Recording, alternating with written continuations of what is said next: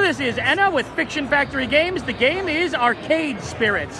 Tell us a little about Arcade Spirits. So Arcade Spirits is a visual novel that takes place at the 1980s arcade crash. Never happened at all. You get to customize your own character. You get to work in an arcade. The decisions you make along the story will also affect the fate of the arcade.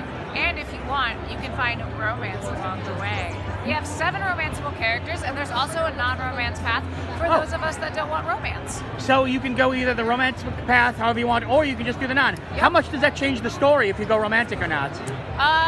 It changes it quite a bit because there are 7 branches, and then there's an extra branch if you don't do the romance. Oh, cool. Yeah. Now, when you're on one of those paths, how many, branching choices are there? About how much variety in the story is there?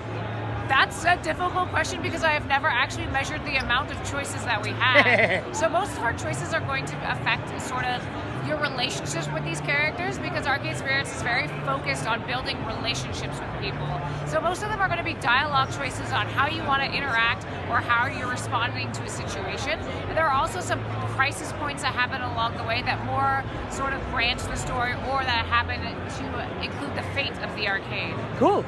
What sort of release schedule you're looking at for the game? So right now we are out and available on Steam, itch.io, most of the major, ports like that. We are on PC, Mac, and Linux.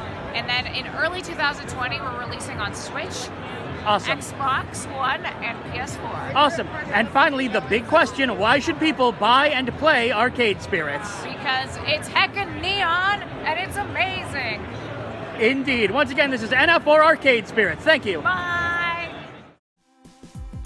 Thank you so much for watching. If you want to see more Dollar Store Gaming, make sure to subscribe as there's a new episode every Monday, as well as other gaming shows on the channel, such as Game Boy Roulette every Friday and The Brian J. Presents every whenever. Thanks again, and I'll see you next time.